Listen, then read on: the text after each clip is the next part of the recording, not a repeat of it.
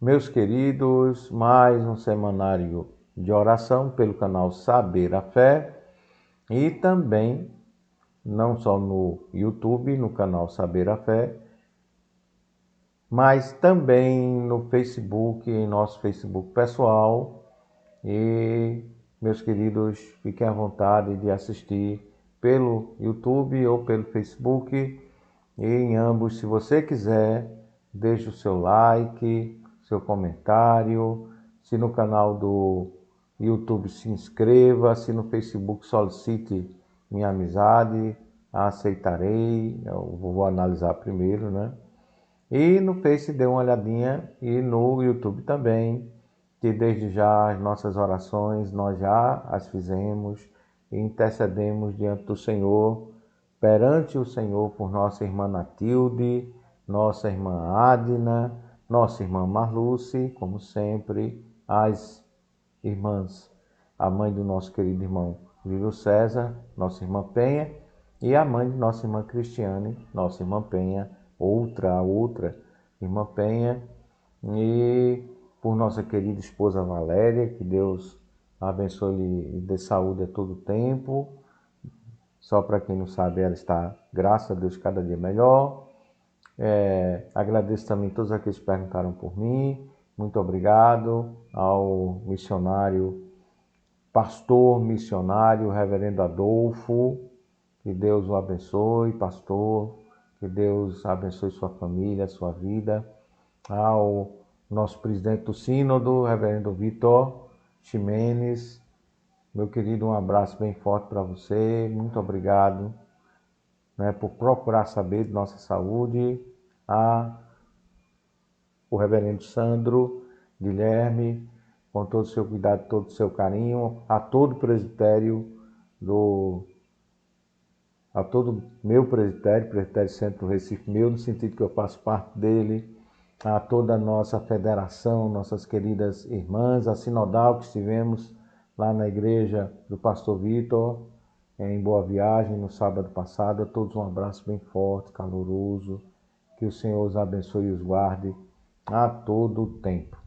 E a nossa federação do presbitério, que o link para o vídeo sempre vai ali, para lá, que, minhas queridas, um beijo no coração, um abraço bem forte do vosso secretário, humilde servo do Senhor, sempre, né?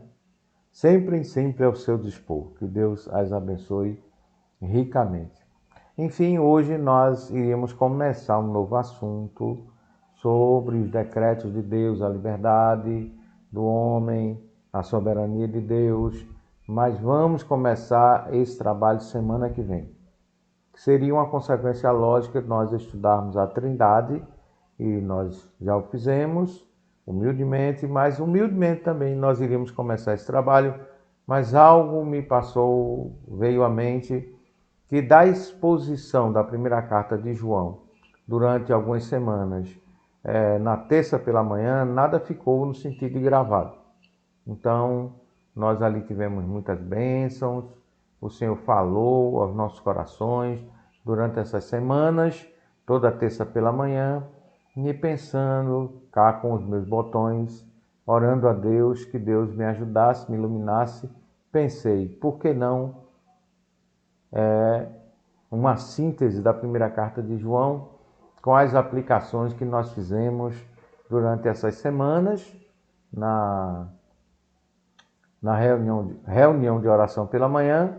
Nada ficou gravado, então não tem como ninguém rever nada daquilo, só de memória, mas fica alguma coisa aqui para até alguém contextualizar ou quiser rememorar aquilo que o Senhor nos deu. E para quem não participou, fica aqui algo, a essência, vamos tentar fazer assim, né? Lhes pregar a essência da primeira carta de João. Então vamos abrir nossas Bíblias na primeira carta de João. Vou usar duas versões, a versão revista e atualizada, ainda segunda edição, e a nova versão internacional NVI.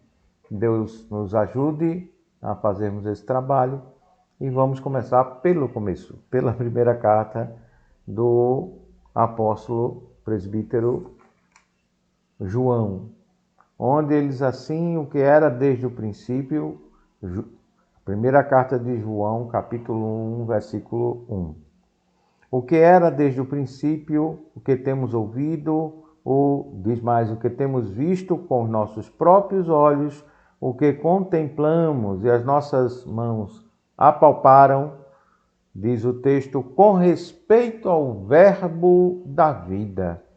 Assim como no Evangelho, João começa essa sua linda carta com o verbo da vida. Deus o Pai falando, e quando Deus o Pai fala, fala Deus o Filho. O verbo é a pronúncia, é a palavra pronunciada, O verbo é a palavra pronunciada pelo Pai, no poder do Espírito, para nos alcançar e nos levar até Ele. É o trabalho da Trindade. Deus o Pai planeja, Deus o Filho executa e Deus o Espírito Santo aplica. E isso tudo está sintetizado no fato de Deus o Pai falar o Filho, o Verbo, a palavra de Deus, que é o próprio Deus, Deus, o Filho, segunda pessoa da Santíssima Trindade. Versículo 2, e a vida, diz o texto, e a vida se manifestou, e nós, diz a palavra, temos visto, e dela damos testemunho, e vou-la anunciamos, a vida eterna, a qual estava com o Pai, e detalhe muito importante, e nos foi, manifestada. Estava com o Pai e nos foi manifestada. Mais uma vez, a Trindade está por toda a literatura joanina e é incrível, não só no Evangelho de João, dos Evangelhos, o que mais nos revela a Trindade, como na primeira carta de João. Terceiro versículo, o que temos visto e ouvido, anunciamos também a vós outros, para que vós igualmente mantenhais comunhão conosco. Ora, a nossa comunhão é com, diz o texto, o Pai e com seu Filho Jesus Cristo. Mais uma vez, manifestas as pessoas do único Deus. Prestem atenção toda vez que lerem a Bíblia, vocês vão ficar muito, assim, vão ser abençoados com esse fato de que Deus é um só, subsistindo em três pessoas, Pai, Filho e Espírito Santo. Versículo 4, a razão de ser da carta. Por quê? E a razão de ser da Bíblia, porque a carta de 1 João e a própria Escritura em si, os 66 livros da Bíblia, foram escritos porque a Bíblia nos foi entregue e revelada, porque as Escrituras em nossas vidas, porque a primeira carta de João, em específico, versículo 4, nos explica, diz assim: estas coisas, diz o texto, estas coisas, vos escrevemos para que a nossa alegria, seja completa, pleroma, completamente revelada a alegria do crente em ser, em pertencer, em saber do Evangelho. Ao sintetizar, o que estou tentando, humildemente sintetizar a mensagem da primeira carta de João, ela nasceu num contexto adverso. João aqui está respondendo àqueles que negavam que o nosso Senhor Jesus veio em carne, que Deus falou seu Filho para nós, o Emanuel, o Deus conosco. João aqui está combatendo essa heresia, nos dizendo que o Senhor Jesus é real, é a palavra de Deus, foi falado, o eternamente gerado do Pai, como nós confessamos, falado pelo Pai, e nós, conduzidos a Ele pelo poder do Espírito Santo, no amor do Pai. E quando nós sintetizamos essas verdades, ficamos assim deslumbrados com o fato da preocupação, do cuidado, da economia salvífica no coração, no ser de Deus, na Trindade, no Deus triuno, Pai, Filho e Espírito Santo, ordenando nossa salvação. E nossa salvação só pode nos comunicar alegria. E saber de nossa salvação, e saber dos detalhes sobre a nossa salvação, saber que o nosso Senhor Jesus veio por nós, para nós, é de uma riqueza, de uma bênção que não tem dimensão. Só redunda em alegria.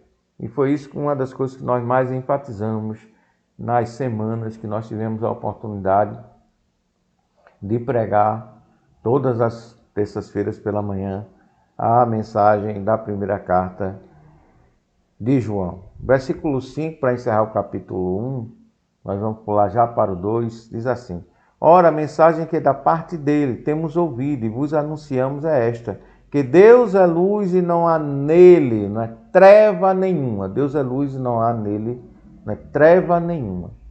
Deus é absolutamente luz.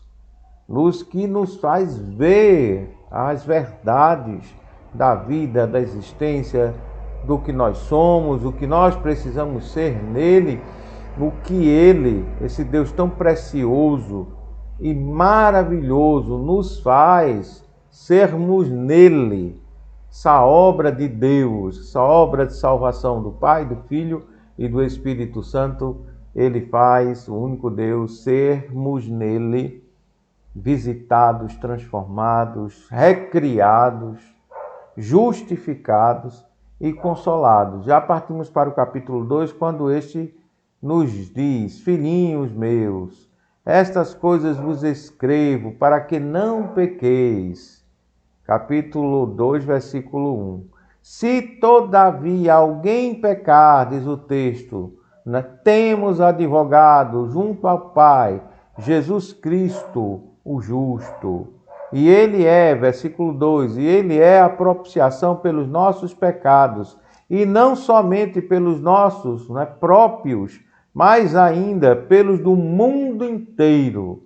Como diria Agostinho, o grande teólogo bispo de Hipona, o Senhor Jesus é suficiente para salvar o mundo inteiro, sua obra, o seu sacrifício, mas é eficaz apenas para os eleitos. Semana que vem eu explico melhor essa questão.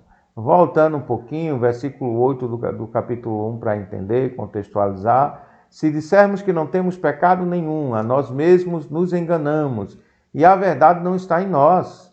Se confessarmos os nossos pecados, Ele é fiel e justo para nos perdoar os pecados e nos purificar, diz o texto, de toda injustiça, toda purificação, de todo mal que cometemos. E nascidos escravos para cometer essas coisas. O Senhor é a redenção, purificação e limpeza de todas elas. Fique isso sempre claro. Se dissermos que não temos cometido pecado, fazemos-lo mentiroso, e a sua palavra não está em nós. E é verdade. Por isso, no capítulo 2, versículo 1, Filhinhos meus, estas coisas vos escrevo para que não pequeis. Se todavia alguém pecar, diz o texto, temos advogado junto ao Pai, Jesus Cristo o justo. Voltando ao 9, se confessarmos os nossos pecados, Ele é fiel e justo para nos perdoar os pecados e nos purificar, diz o texto, de toda injustiça. Andando mais um pouquinho, capítulo 2, versículo 15 até o 17, não ameis o mundo, nem as coisas que há no mundo. Se alguém amar o mundo, o amor do Pai não está nele. É verdade? Porque tudo o que há no mundo, a concupiscência da carne, a concupiscência dos olhos e a soberba da vida, não procede do Pai, mas procede do mundo. Não procede do Pai. A concupiscência, a vontade, o desejo, a ansiedade de se entregar a essas coisas, mas procede do mundo.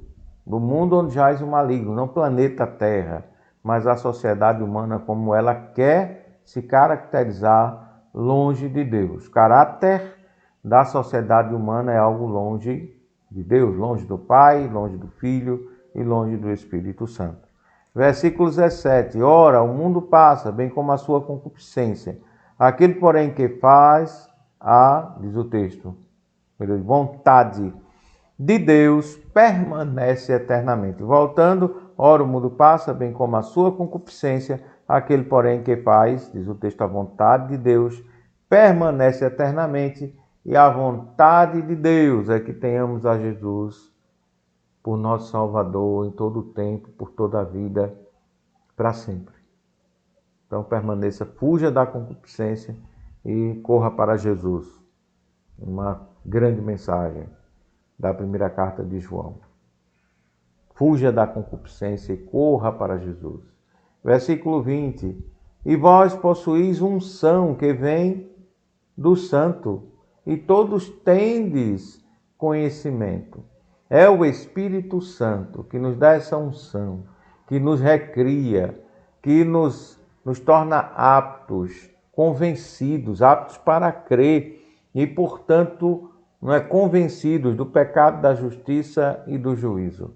E, portanto, convertidos, recriados, como nós já vimos lá nas outras semanas, regenerados, portanto, convertidos, arrependidos e crentes em arrependimento e fé em Jesus.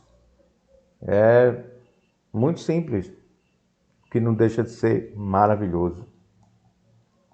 Andando um pouquinho, versículo 27, diz assim: quanto a vós outros, a unção que dele recebestes permanece em vós. A unção do Espírito Santo permanece em nós. Essa carta foi escrita na última década do primeiro século, quando a igreja já começava a enfrentar esses surtos de pessoas que se julgavam conhecedoras ou conhecedores dos mistérios, a ponto de negar Jesus em carne, a ponto de negar que o Senhor Jesus veio em carne.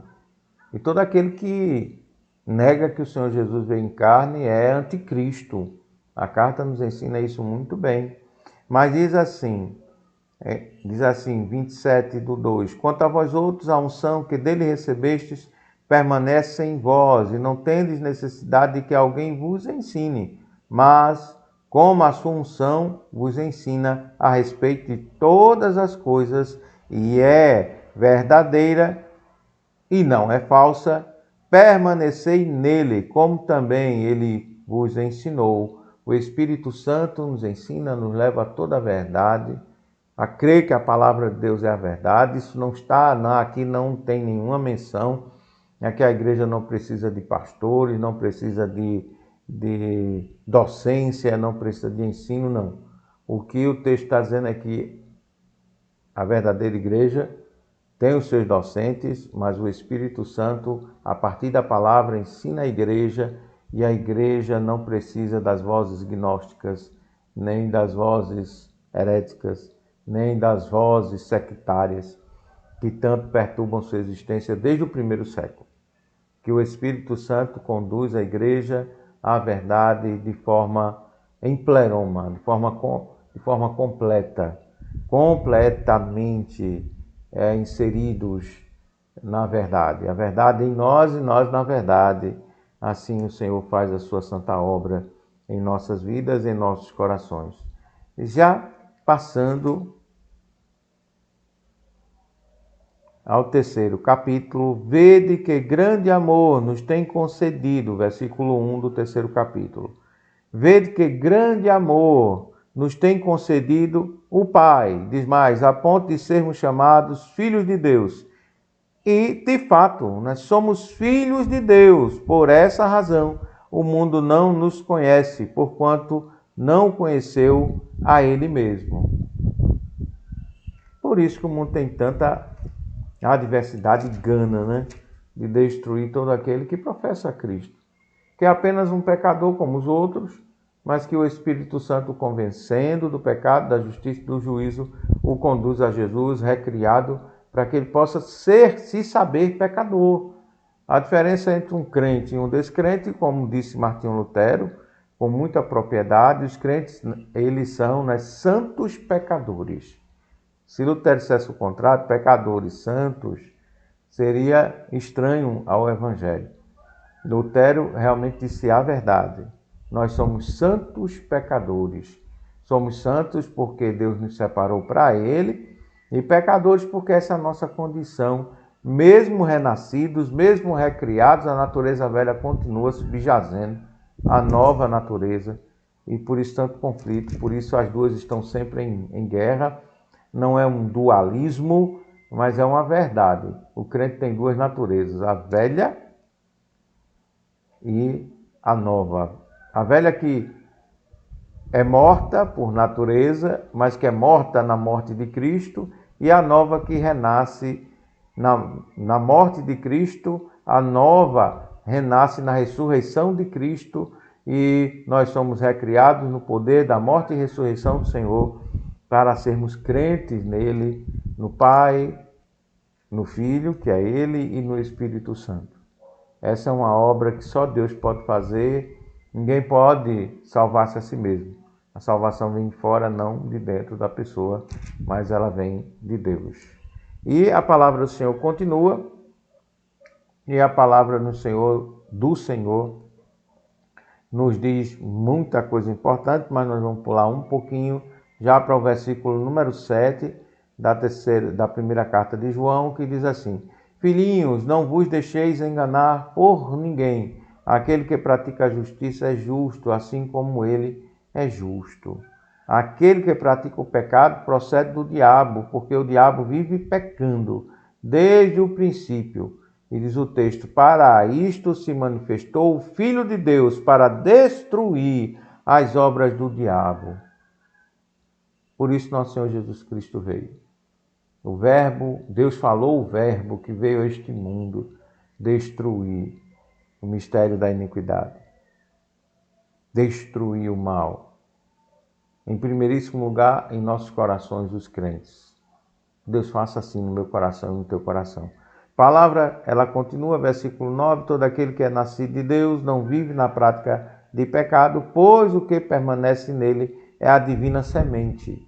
Então é impossível, irmãos, a um crente é possível desviar-se, é possível pecar pontualmente, até de forma sazonal, mas não o tempo todo, a vida toda, se converte e continua, por exemplo, em adultério, em sendo assassino, qualquer dessas coisas.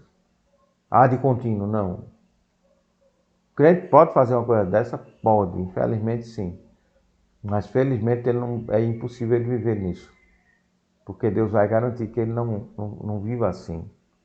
Então essa é a mensagem que nós devemos sempre colocar em nossos corações. E o texto continua nos dizendo claramente: todo aquele que é nascido de Deus não vive na prática de pecado, pois o que permanece nele é a divina semente. Ora, diz a palavra, esse não pode viver pecando, porque é nascido de Deus. A diferença entre pecar e viver pecando é muito grande. Versículo 10, nisto são manifestos os filhos de Deus e os filhos do diabo. Todo aquele que não pratica justiça não procede de Deus, nem aquele que não ama seu irmão. Um dos motos da carta é amar aos irmãos. Aquele que diz que ama a Deus que não vê e não ama seu irmão que vê, não ama a Deus e obviamente não ama seu irmão. É preciso nós nos amarmos uns aos outros para vermos confirmado o Evangelho em nosso viver, em nossa vida diária, a todo tempo, a todo instante. Versículo 18 diz assim: Filhinhos, não amemos de palavra nem de língua, mas de fato e de verdade. E nisto, diz o texto, conheceremos que somos da verdade, bem como perante Ele, tranquilizaremos o nosso coração. Diz o versículo 20, pois se o nosso coração nos acusar, certamente Deus é maior do que o nosso coração e conhece todas as coisas.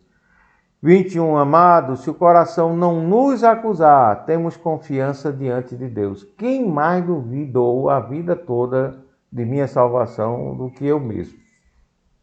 Ninguém.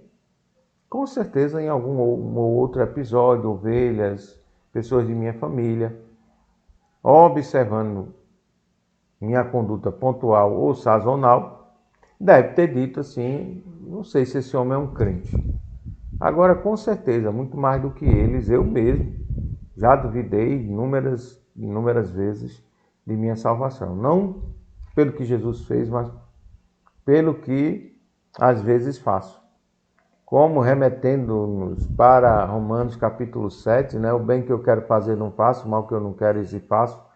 Então fica aquele conflito entre as duas naturezas e o nosso coração nos acusa. Quem melhor nos acusa somos nós mesmos. Porque quem melhor nesse mundo, abaixo de Deus, conhece a si mesmo, senão a própria pessoa. Agora, o que é que acontece? Se confessarmos os nossos pecados, Ele é fiel e justo para nos perdoar os pecados e nos purificar de toda a injustiça. Se o nosso coração não nos acusar, e se o nosso coração nos acusar, pois se o nosso coração nos acusar, certamente Deus é maior do que o nosso coração e conhece todas as coisas.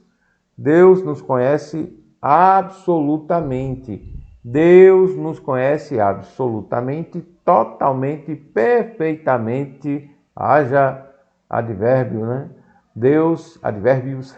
Deus nos conhece total e absolutamente. E assim, por nos conhecer assim, Ele sabe se o nosso coração está nos acusando de forma apropriada ou inapropriada.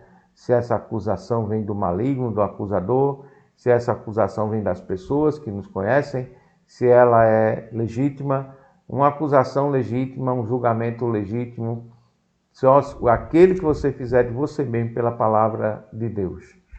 Se você julgar você mesmo, lá na primeira carta aos Coríntios, você não será julgado por ninguém. Essa autoanálise é muito importante, principalmente antes de nós tomarmos a ceia do Senhor, antes de nós participarmos do corpo do Cristo, em sua memória, antes de nós estarmos, por exemplo, se você é um pastor, para fazer uma pregação, se você adora a Deus na igreja para adorar o Senhor, se você vai cultuar, você tem que fazer essa autoanálise, mas sempre confiando em Jesus, não nas suas obras. Suas obras elas serão sempre fracas. E há um livro do Timothy Keller a respeito, né, desse assunto. Todos os livros do pastor Keller são maravilhosos, mas ele nos fala sobre isso, né? E daqui a pouco eu vou tentar lembrar o título do livro. A respeito de justificação, a respeito de justiça, e a respeito, se você lembrou primeiro do que eu, está aqui na estante, mas mais na frente. E o fato é que nós, às vezes, sim, nos esquecemos das coisas, estamos falando e, ao mesmo tempo, nos esquecemos. E o nosso coração nos acusa. Será que você não estudou direito? Será que você não fixou aquilo na memória? Mas nossa memória é fraca mesmo. No meu caso, às vezes é muito fraca. Eu preciso sempre alimentar a minha memória para que ela exercite e assim seja um tanto quanto um pouquinho ágil na hora da necessidade, mas às vezes falha. E essa é uma acusação do coração. E nós devemos saber lidar com as acusações do coração. E a forma de lidar com as acusações de nosso coração é o Senhor Jesus. O Senhor Jesus em tudo na vida. Totalmente nosso. Nós vamos ver no final da carta. Mas vamos continuar. Versículo 23 agora. Ora, o seu mandamento é este, que creiamos em o nome de seu Filho, Jesus Cristo, e nos amemos uns aos outros, segundo o mandamento que nos ordenou. E aquele que guarda os seus mandamentos permanece em Deus, e Deus nele. E nisto conhecemos que ele permanece em nós, diz o texto, pelo Espírito que nos deu. Pai, Filho e Espírito Santo. O Pai planejando, o Filho aplicando e o Espírito Santo. O Pai planejou, o Filho aplicou e o Espírito Santo, o Filho executou, e o Espírito Santo a nos aplicar essa tão grande salvação. E quando você sabe, está com o coração tranquilo, é porque você está em obediência, mas mesmo voltando lá, sempre aquela exposição em ondas, como eu expliquei lá na igreja. Devemos expor a palavra em ondas. Então, a onda que nos levou até ao entendimento que nós precisamos estar em obediência para termos o nosso coração tranquilo, é a onda que volta nos levando até o capítulo 1, versículo 9, que nos diz: se confessarmos os nossos pecados, Ele é fiel e justo para nos perdoar os pecados e nos purificar, né, de toda injustiça. Esse é um dos primeiros versículos que todo crente das antigas decorou, né? Porque ele sempre vai precisar, e de novo, não de ser salvo de novo, mas da convicção de salvação de novo. Convicção de salvação é uma coisa, ser salvo total, absoluta e eternamente é outra coisa, é Deus quem faz. A convicção Deus nos coloca no coração, mas ela é bem viva e bem assim às vistas quando nós estamos em obediência, e o nosso pecado pode, enquanto crentes, obscurecer essa convicção. Você já entendeu isso? Pulemos para o capítulo 4, que nos diz assim, versículo 2: nisto reconheceis o Espírito de Deus, todo espírito que confessa que Jesus Cristo veio em carne é de Deus.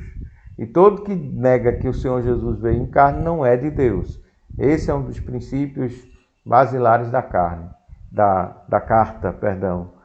É negar que nosso Senhor Jesus veio em carne, é demonstração que é uma obra demoníaca, é uma obra das trevas, não é uma obra de Deus. Temos que confessar a realidade do Cristo, que tornou-se homem, Deus o Filho, tornou-se homem, veio por nós e para nós, e nós somos redimidos nele.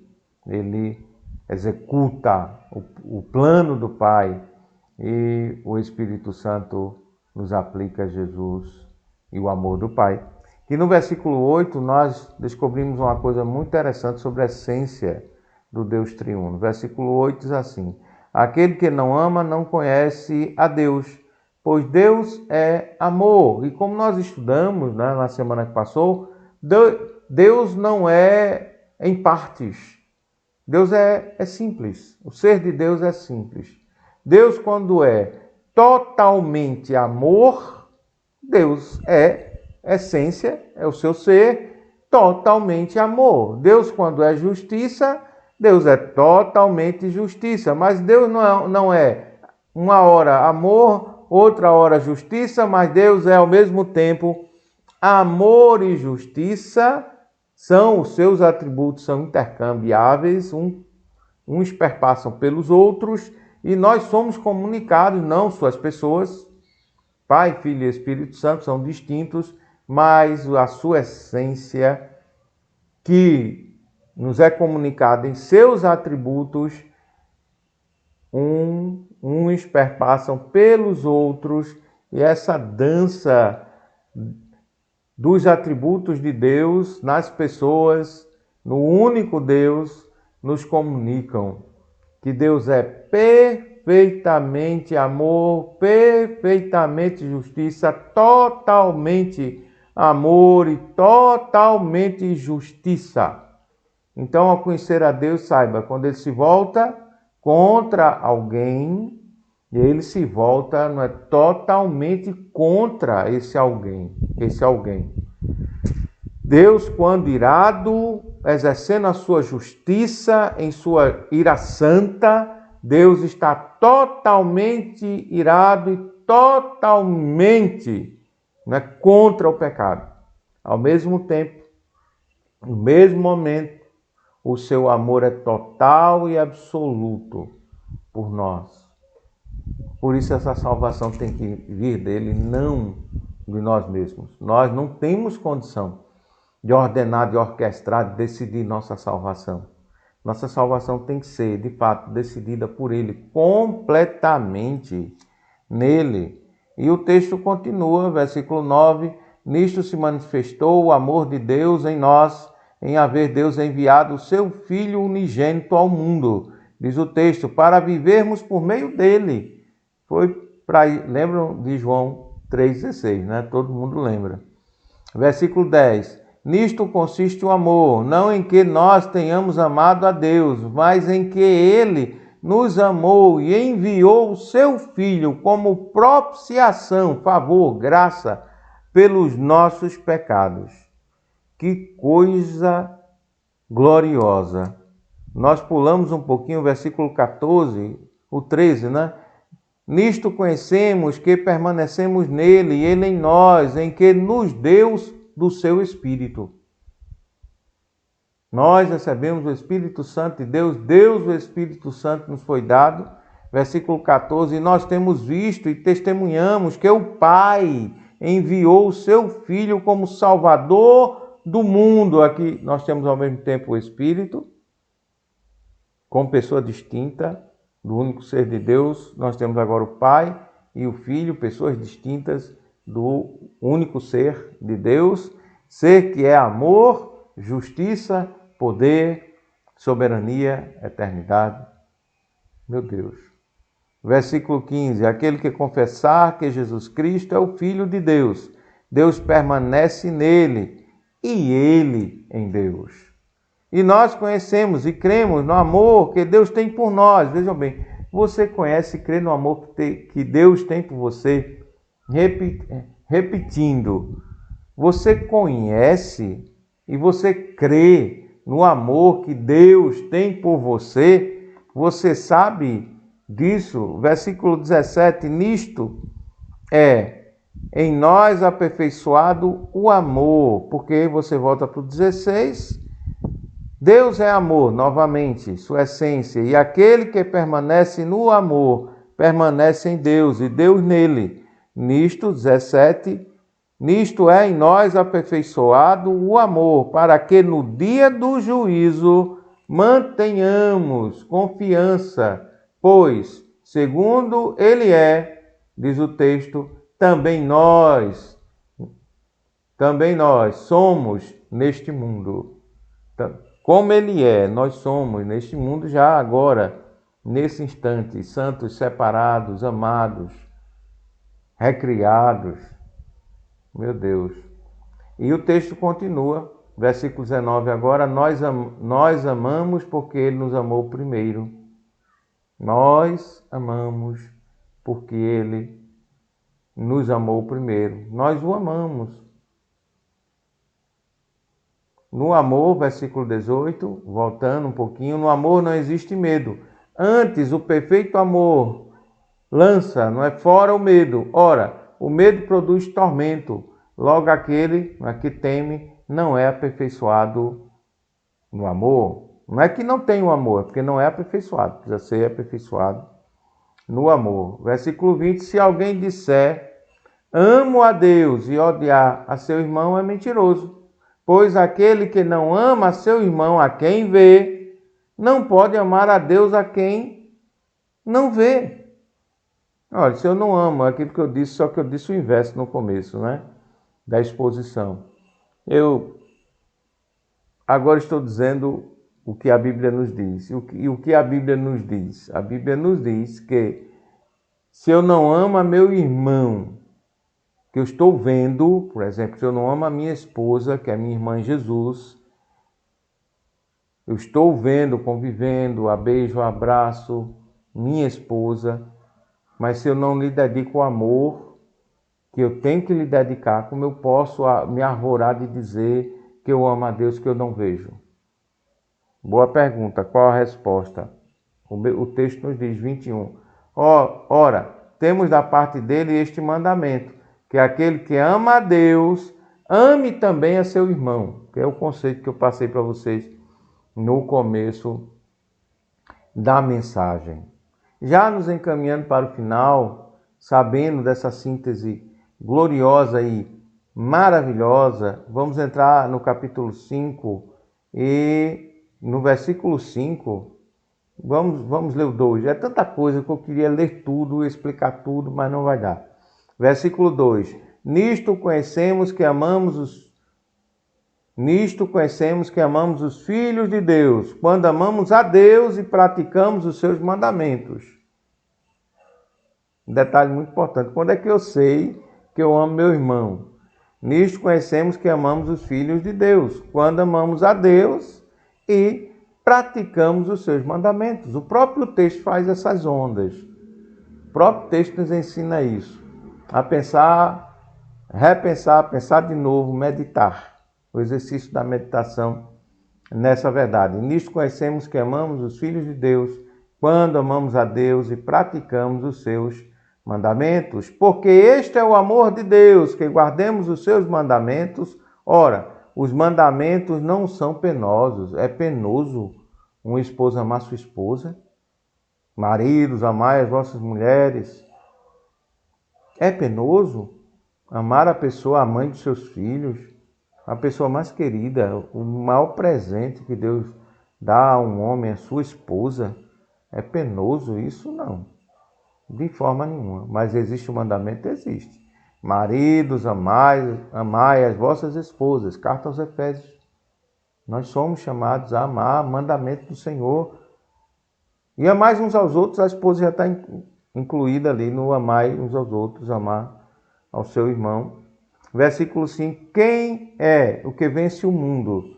Diz o texto. Senão aquele que crê ser Jesus, o Filho de Deus. Está aqui a divindade do Cristo, de Deus o Filho. Você nega que o nosso Senhor Jesus vem em carne, você nega o próprio Senhor Jesus. Ou se você diz que o Senhor Jesus é meramente humano, veio em carne, mas não é Deus, você também o negou da mesma forma. Continua a palavra de Deus, versículo 6, este é aquele que veio por meio de água e de sangue, Jesus Cristo, não somente com água, mas também com a água e com o sangue. E o Espírito é o que dá testemunho, porque o Espírito é a verdade. O Espírito Santo tem esse trabalho de nos aplicar toda essa verdade. Nosso Senhor Jesus Cristo, que é caminho, verdade e vida. Única solução que o Espírito Santo, ao nos convencer do pecado, da justiça e do juízo, ao mesmo tempo, concomitantemente, nos convence que o nosso Senhor Jesus é a solução para todos os nossos problemas, o pior dentre todos eles, o pecado. Nosso Senhor Jesus é a solução. Aplique isso em seu coração para fazer uma rima bonita, simples, mas bonita. Versículo 11. E o testemunho é este, que Deus nos deu a vida eterna, e esta vida está no seu Filho. Aquele que tem o Filho tem a vida, aquele que não tem o Filho de Deus não tem a vida. Você quer ter a vida eterna, você quer ser salvo, você quer ser crente, Deus te convenceu disso, Deus também vai te convencer que o caminho é Jesus. Ninguém vai ao Pai se não for por Jesus. Ninguém é salvo se não for em Jesus. Ninguém é de Deus se não for de Jesus. Simples, assim. Está no texto e aplique em seu coração. Versículo 13, já encaminhando para o final, diz assim: estas coisas vos escrevi, a fim de saberes que tendes a vida eterna, a vós outros que credes em nome do Filho de Deus. No comecinho, a carta foi escrita para que tenhamos alegria completa, não é pleroma, alegria completa. E aqui, o mesmo, ele volta a onda, né?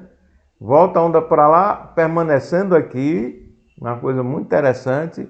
Estas coisas vos escrevi, a fim de saberes que tendes a vida eterna, a vós outros que credes em o nome do Filho de Deus. E esta é a confiança que temos para com Ele, que se pedirmos alguma coisa, segundo, diz o texto, a sua vontade, Ele nos ouve. Na conclusão da carta, em nossa querida igreja, ontem, na terça-feira, nós caminhamos um pouquinho para Efésios. E na carta aos Efésios, no capítulo 1, no 3º versículo, diz assim. Vou tentar sintetizar o que foi dito ontem na conclusão da exposição da primeira carta de João. A carta aos Efésios, carta de Paulo aos Efésios, capítulo 1, versículo 2, está assim na Nova Versão Internacional. Bendito seja o Deus e Pai de nosso Senhor Jesus Cristo, que nos abençoou nos abençoou, estamos abençoados, nos abençoou, diz o texto, com todas as bênçãos espirituais nas regiões celestiais em Cristo. Se você diz assim, vou na igreja buscar a minha bênção, você não entendeu o Evangelho. Ou então você não é crente. Se você não entendeu o Evangelho, é quase sinônimo de não ser crente ainda. Se você entendeu o Evangelho, você foi abençoado, você está abençoado com todas as bênçãos nas regiões celestiais em Cristo. Então é um erro muito comum, não é que por causa disso o crente vai perder sua salvação, que o crente não perde a salvação. Mas ele vai ficar tristinho, porque ele tem tanta coisa na cabeça, não ora segundo a vontade de Deus, não conhece que Deus já o abençoou total e absolutamente todas as bênçãos. Todas as bênçãos nas regiões celestiais em Cristo, elas são do crente. E quais são essas bênçãos? Deus total e absolutamente seu.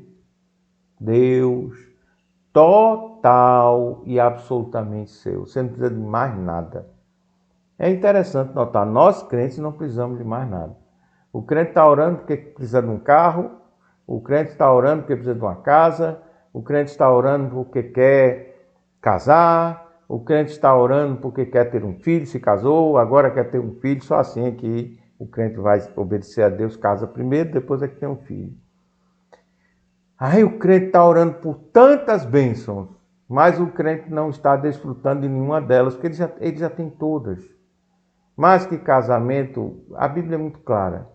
Se você não ama mais a Jesus que seu pai, sua mãe, sua esposa, seus filhos, tudo e todos, Jesus é tudo para você, não dá. Não é digno disso o Senhor Jesus de mim. Ele próprio disse isso. Então, quando nós começamos a pensar e juntar, né, a palavra do Senhor de uma forma sintética, não simplória, mas simples e sintética, nós entendemos que Deus é total e absolutamente nosso. Foi o que nós mais falamos ontem no encerramento da exposição da carta. Deus não é parcialmente amor, portanto, Ele é totalmente amor, e por Ele ser totalmente amor, Ele é totalmente seu. Meu irmão, minha irmã em Jesus, Ele é totalmente nosso. Deus é meu e eu sou de Deus, Deus é seu e você é de Deus. Totalmente. E você também é totalmente dele. Mas você é tão pequenininho que você já entendeu isso. Eu sou tão pequenininho que eu já entendi isso. Nós somos tão pequenos que nós já compreendemos isso. Agora, compreender que o infinito, Deus é infinito, eterno, todo-poderoso, onipresente, onisciente, onipotente, glorioso. Glória ao Pai, ao Filho e ao Espírito Santo. Deus é assim, infinito em seu ser. Vejam bem, amor infinito cabe no entendimento finito, no coração finito de um ser finito, que agora é eterno porque seu Deus é eterno. Deus habita no coração do Elce, que é só um ser finito, imperfeito, pecador, mas Deus é totalmente de Elce, Deus é totalmente de Marluce, Deus é totalmente de Adna, Deus é totalmente de Natilde, Deus é totalmente de Valéria, Deus é totalmente de cada um que for um crente em Jesus e que estiver ouvindo essa mensagem.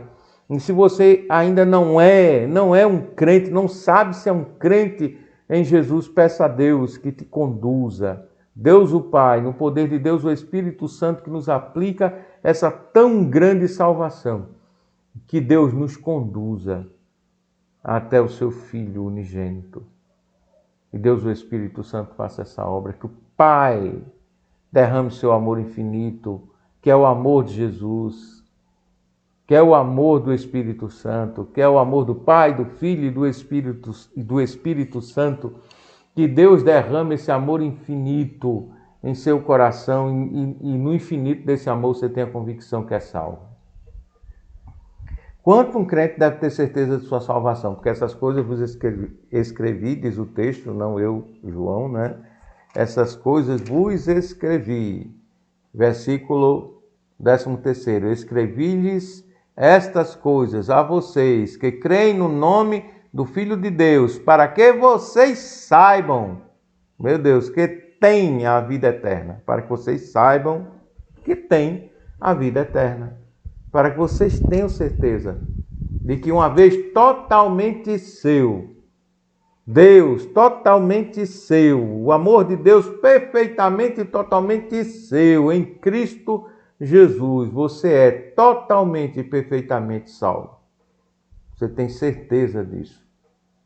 Porque o amor de Deus é certo, perfeito, ilimitado, infinito e cabe no seu coração. Que coisa incrível. No meu coração também. Aleluia. Glória a Deus. Que coisa linda. Quantas aleluias, né? Aleluia. Né? No hebraico, louvado seja Yah. Louvado seja Deus. Louvado seja Javé. Louvado seja o Eterno. Louvado seja o Senhor. Que coisa linda. E o texto continua. Versículo 14, esta é a confiança que temos ao nos aproximarmos de Deus. Se pedirmos alguma coisa de acordo, diz o texto, com a sua vontade, de acordo com a vontade de Deus, Ele nos ouvirá. E se sabemos que Ele nos ouve, diz o texto, em tudo o que pedimos, sabemos que temos o que dele pedimos, mas quando eu oro dentro da vontade de Deus. Se eu oro pedindo um carro, estou orando dentro da vontade de Deus? Não. Se eu oro pedindo uma casa, estou orando dentro da vontade de Deus? Não. Se eu oro pedindo uma esposa, eu quero casar, estou orando dentro da vontade de Deus? Não. Não. Buscai em primeiríssimo lugar o reino de Deus e a sua justiça, e as demais coisas, carro, casa, esposa, filhos, emprego, vos serão acrescentadas. O que eu tenho que orar e vou receber, assim que orar, Deus me dará essa convicção. Certeza do seu eterno amor por mim. Não estou dizendo que pedir outras coisas está errado, não. O que eu estou dizendo é que o crente deve pedir a todo instante em sua vida, em seu coração, certeza desse amor. Poder obedecer ao amor de Deus, crendo em Jesus e assim tendo descanso e usufruto desse amor perfeito, eterno, infinito. Agora, me responda, estamos encerrando. Se você tem certeza, estamos a encerrar. Se você tem certeza do amor de Deus por você e que Ele é infinito e perfeito, você vai ficar triste porque Deus não te deu um carro, uma casa, um esposo, uma família, filhos. Você vai ficar triste porque te faltam essas coisas que família, filhos, esposo são muito importantes. Carro você pode ficar sem, casa também. Mas mesmo a família, você vai ficar triste se você não tiver essas coisas. Por quê? Se você tem totalmente Deus. Deus é absolutamente seu. Deus é Pai, Deus é irmão mais velho, Jesus, e Deus é Consolador, o Espírito Santo. O texto continua e nós vamos finalizar. Versículo 19. Sabemos que, diz o texto, somos de Deus e que o mundo todo está sob o poder do maligno. É por isso que as pessoas não gostam de Deus. Deus os precisa libertar do império das trevas e os transportar para o reino do Filho do seu amor. Deus faz isso por seu Espírito usando a loucura da pregação. Outro dia eu explico isso. Voltando ao versículo 18. Sabemos que todo aquele que é nascido de Deus não está no pecado. Aquele que nasceu de Deus o protege e o maligno não o atinge. Não mais. Ele até tenta, né? Mas ele não consegue destruir o crente. E o versículo 19, nós já lemos, sabemos que somos de Deus e que o mundo todo está sob o poder do maligno. Aí daí o antagonismo entre nós e o mundo, porque nós somos de Deus e o mundo não. O mundo jaz no maligno. O mundo não é do maligno. O mundo jaz no maligno. Jazer em alguma coisa não quer dizer que está em alguma coisa, não quer dizer, ou em alguém não quer dizer que você seja daquela coisa. Jazer é estar. Jazigo, onde as pessoas são sepultadas. E está, mas aquele corpo não é do jazigo. O mundo está no maligno, mas o mundo, mesmo a sociedade rebelde contra Deus, está debaixo do poder e da autoridade de Deus, pertence a Deus. Inclusive o próprio maligno. Uma coisa muito interessante de pensar nisso. Deus tem todo o poder sobre tudo e sobre todos. E versículo 20, sabemos também que o Filho de Deus veio e nos deu entendimento, para que conheçamos aquele que é o verdadeiro, Jesus. Deus veio e nos convenceu que Jesus é o verdadeiro. Ele é verdade, caminho e vida. Caminho, verdade e vida. E o texto continua, e nós estamos naquele que é o verdadeiro, em seu Filho Jesus Cristo. Este é o verdadeiro Deus e a vida eterna. Jesus é o verdadeiro Deus e a vida eterna. Confie em Jesus, ame Jesus, esteja com Jesus, viva para e por Jesus, descanse em Jesus, no amor do Pai, no poder do Espírito, na graça do Senhor Jesus. Faça isso. E o último versículo, como a carta termina, a carta diz assim: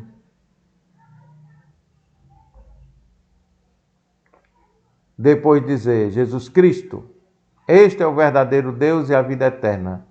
Relendo o versículo 20, sabemos também que o Filho de Deus veio e nos deu entendimento, para que conheçamos aquele que é o verdadeiro.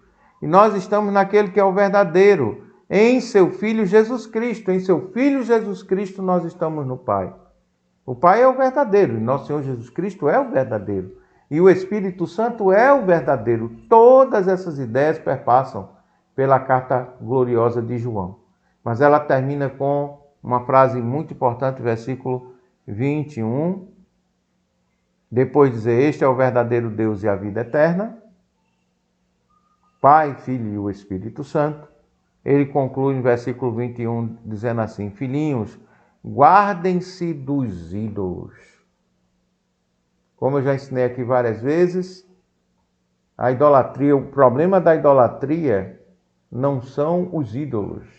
Você os pode desprezar a hora que você quiser. O verdadeiro problema da idolatria são os idólatras. Somos nós que queremos adorar a criatura em detrimento do Criador. Queremos adorar nossas paixões, nossas vontades e até criar um evangelho ao nosso modo e não ao modo de Deus. A primeira carta de João nos anuncia que o evangelho ao modo de Deus é o nosso Senhor e Salvador Jesus o Cristo. Jesus Cristo é o evangelho ao modo de Deus.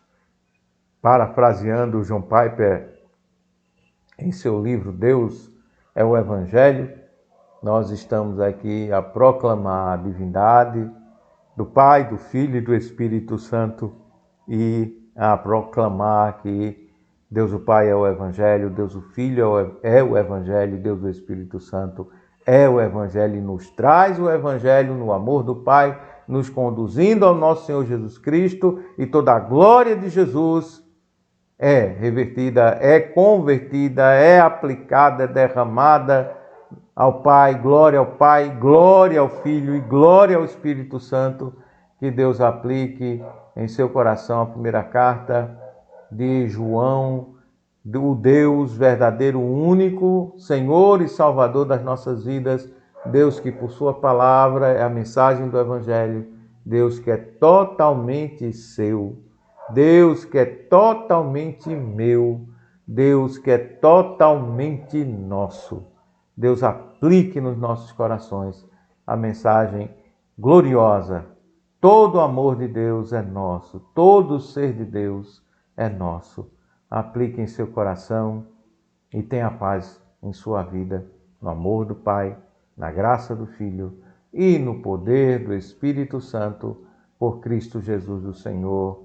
Amém e amém. E até semana que vem, em mais um semanário de oração. Fique em paz, fica com Jesus no Pai e no Espírito Santo, no amor do Pai, na graça do Filho e no poder do Espírito Santo. Amém e amém.